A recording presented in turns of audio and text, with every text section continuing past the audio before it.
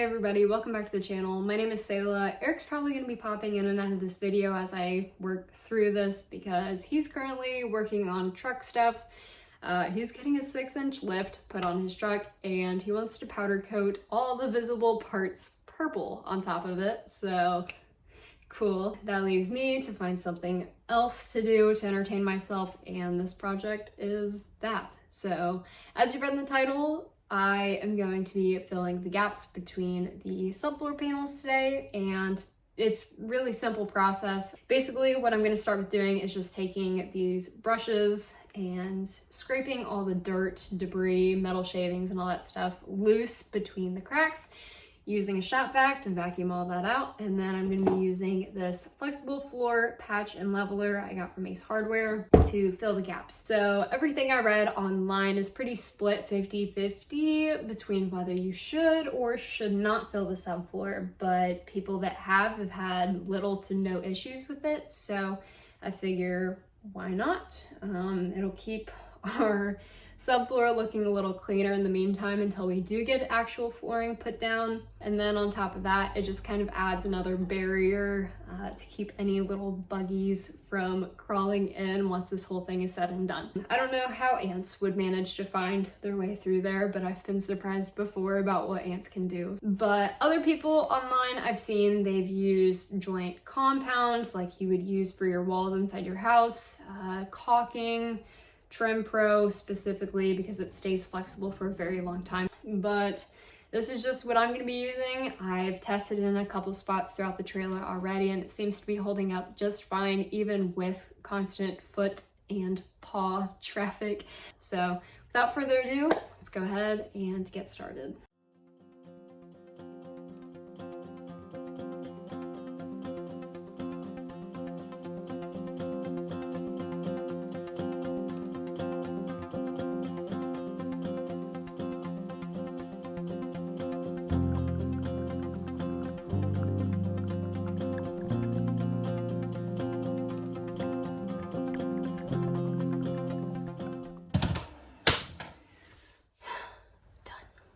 Okay, so now that all the gaps are as cleaned out as they're possibly gonna get without wasting a boatload of time, I am now gonna take my floor patch stuff and I'm gonna mix just a tiny amount of water in it. So I'll show you why.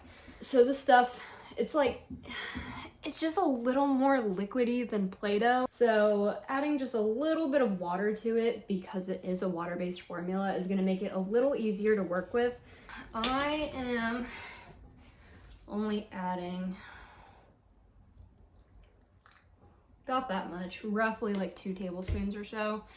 And I have a paint stick. I just grabbed the paint stick when we went to Lowe's today, and I'm just gonna mix it as thoroughly as I possibly can. Okay, so now this is probably just a little thicker than like Wendy's Frosty. So I'm gonna call that good. It kind of shrinks as it dries, just ever so slightly, because it is water-based. So as that water evaporates, that's how it dries. Yeah, I think that's kind of everything important. So let's get started again.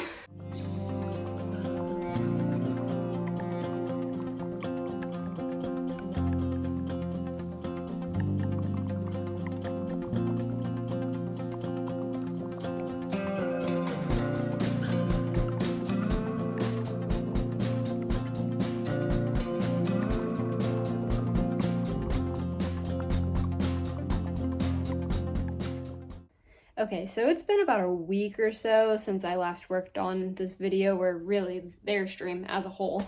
So what we have now is some completely set and filled holes in our subfloor, which is nice. Everything's setting up really well despite adding the water.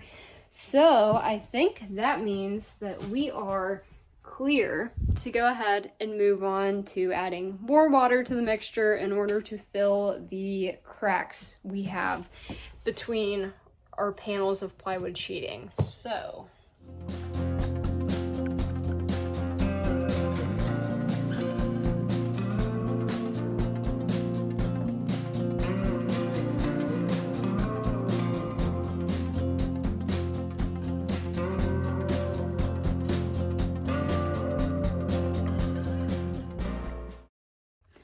So it is the next day now. Everything is dry, and if anything, kind of looks like it all shrunk down a decent amount. Not too bad or anything, but let me show you.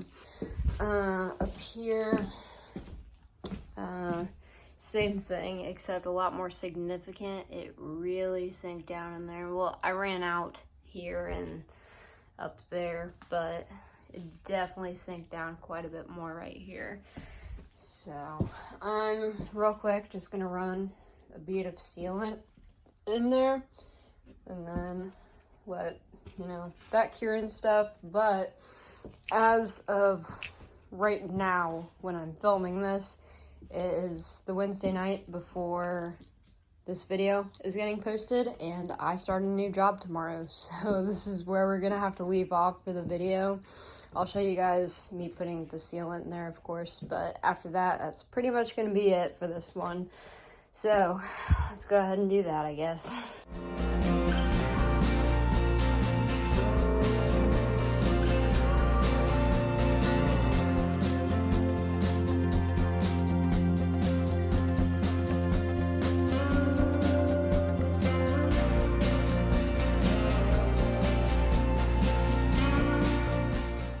And with that, I'm gonna call this good.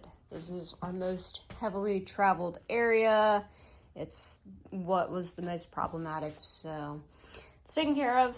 No more dirt's gonna get in there once all this dries and stuff, so I am content with how that turns out. Of course, the white there and using silicone versus that actual floor sealant stuff was not ideal, but I don't really care all that much because, like I said in the beginning of this whole thing, it doesn't matter.